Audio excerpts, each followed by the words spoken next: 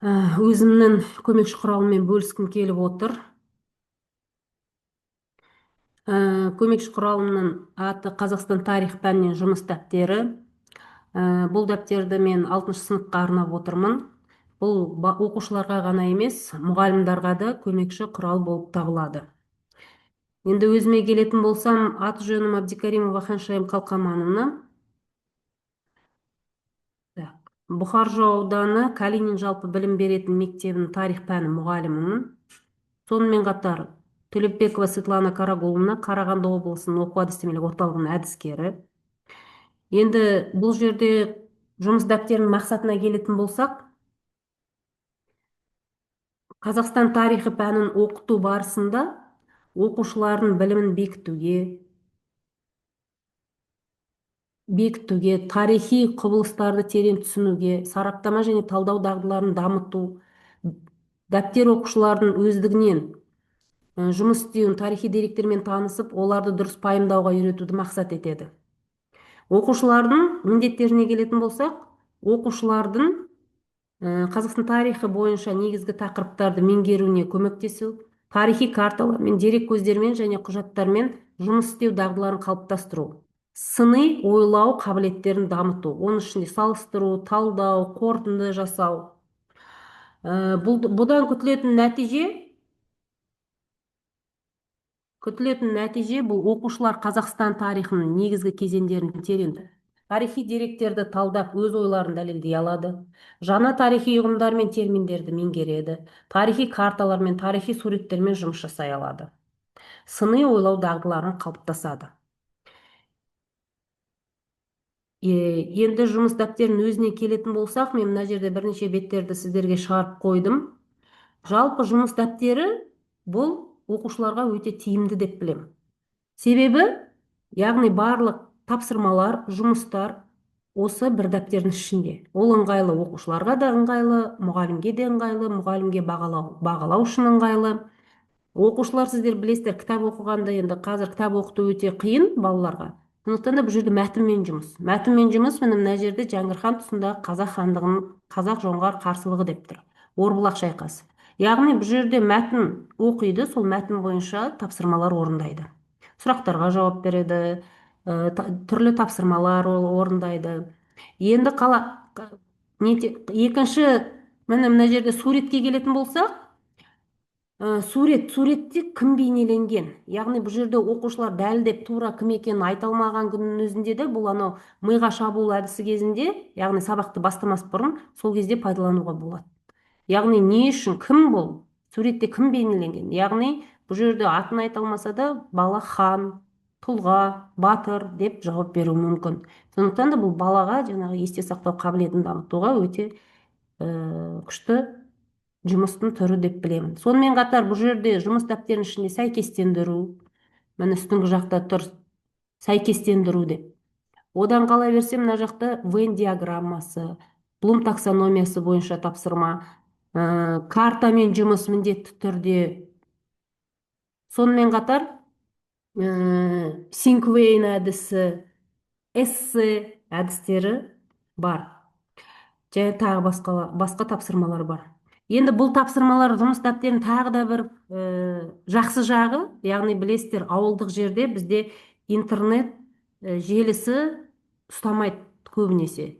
Және де барлық сыныптарда қамтылмаған керек техникалық базамен қамтылмағандықтан бұл жерде оқушыларға өте тиімді.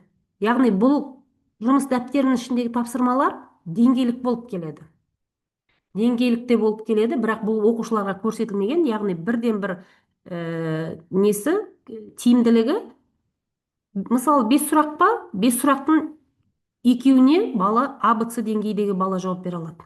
Яғни С деңгейіндегі бала 2 тапсырмаға жауап берсе, қалғаны одан күрделірек тапсырмаларға жауап береді. Яғни барлығы бұның ішінде оңай тапсырмалар емес, күрделі тапсырма. Яғни біреу пысықтауға керек, біреуі пысықтау үшін, яғни бекіту үшін, сабақтың ортасында, сабақтың соңында, сабақтың басында пайдаланылатын тапсырмалар. Яғни бұл оқушыларға өте тиімді деп білемін. және де мұғалімге де тиімді көмекші құрал қолында бар, оқушылар ешқайда бұны әрдайым өзінің қол астында ұстайды, сондықтан да бұл өте тиімді деп білемін. Енді мына жерде сіздермен бір тапсырманы орындап көрейік. Міне келесі тапсырма.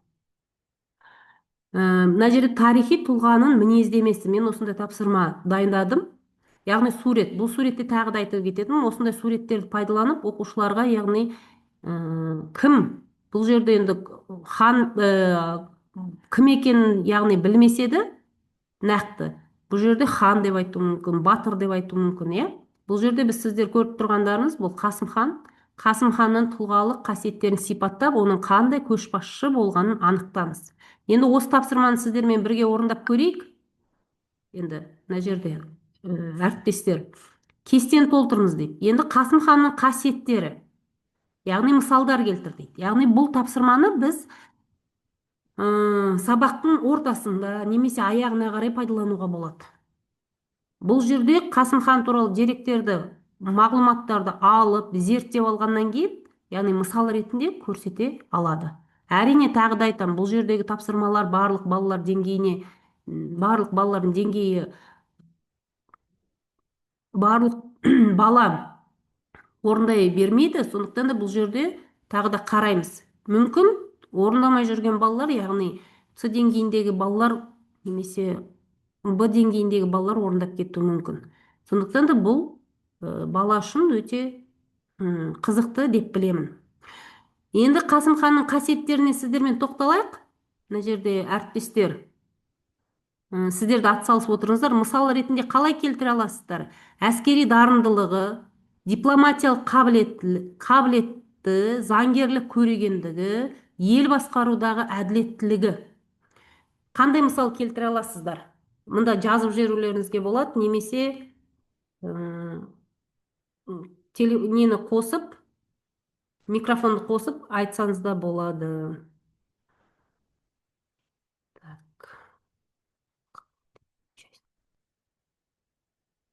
Чатқа жазуларыңызға болады. Әскери. Так.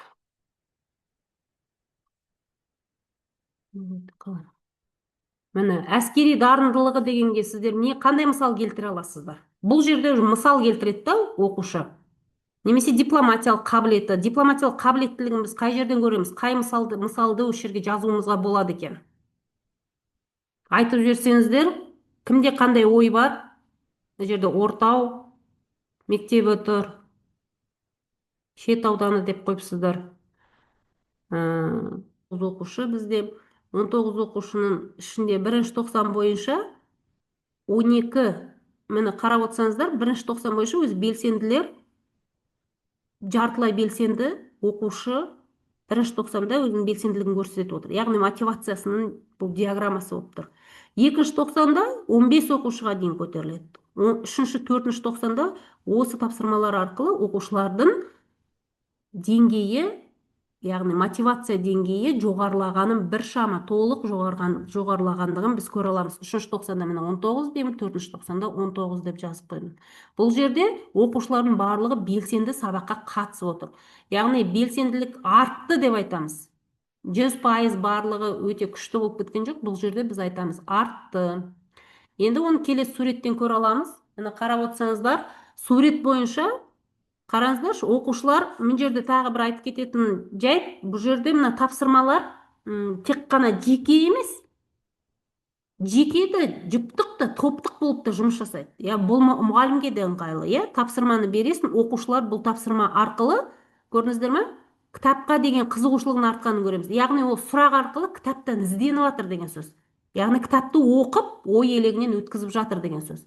Яғни балалардың барлығы сұрақты шешуде, міне топтық жұмыста өте жақсы жұмыс жүргізіп жатқанын біз көріп отырмыз. Бұл да енді өте үлкен жетістік, өйткені оқушының қазір қызығушылығын арттыру біз үшін өте күннен күнге қиындап бара жатыр. Өйткені бірақ сіздер білесіздер, біздің материалдық техникалық базаның, яғни толыққанды емес екендігін, сондықтан да бізде интернет желісі интернет желісі баяу, иә, сол себептен бізге осындай тапсырмалар, яғни жұмыс дәптерлері өте тиімді деп өзім ойлаймын. Енді мына жерде тағы бір менде не бар? Слайд. Оқушылардың формативті бағалары бойынша. Яғни мына жерде мен жылдың соңында міне қарап отырсаңыздар, 10 балдық шкаламен формативтік бағаларын қарап шықтым. Сол кезде міне қарап отырсаңыздар, міне балалардың аттарын да жазып қойдым мына жерде. Міне балалар басында көкпен белгіленіп тұрған ол 6-7 балл алып отыр. Көрдіңіздер ме? Бұл формативті, бұл 90-дық баға емес, бұл формативті, яғни қызығушылығы арқылы қалай оқушының мотивациясы артқандығын көріп отырмыз осы тапсырмалар арқылы. Мысал алатын болса, бірінші бала бізде 6 балл алып жүрсе, жылдың басында, ол прям мен формативканың өзін скриндап қарап шықтым. Яғни біз көре алады екенбіз. 6, екінші 90, үшінші 90-да 7-ге көтеріледі, төртінші 90-да 8-ге көтеріледі. Қазір мысал бұл бала топтық жұмыс арқылы, осы тапсырмалар арқылы топтық жұмыста, жұптық жұмыста, яғни белсенділік көрсетіп келе жатыр. Яғни бұл жерде оқушы үй тапсырмасын да орындап келеді. Міне келесі бала 9 балға дейін алып отыр. Сондықтан да міне одан кейін 7 балл, яғни бұрын 6 балл болатын болса, яғни бала немқұрайлы қарап сабақты оқығысы келмей, бір оқымай кеткен болса, мына жерде біз балалардың деңгейі сол осы сабаққа деген қызығушылығын артқанын көре аламыз. Енді мына жерде қорытындылай келе сіздерге айтқым келіп отырғаны, бұл жерде бұл тапсырмалар арқылы оқушылар өздігінен жұмыс жасай алады. Яғни тапсырманы берген кезде топтық жұмыс ретінде беретін болсақ, оны қай тапсырмадан бастайды өз еркінде оқушылардың. Бұл да енді бір тиімдісі деп ойлаймын оқушылар үшін. Сұрақтарыңыз болса, маған сұрақ қоюларыңызға болады.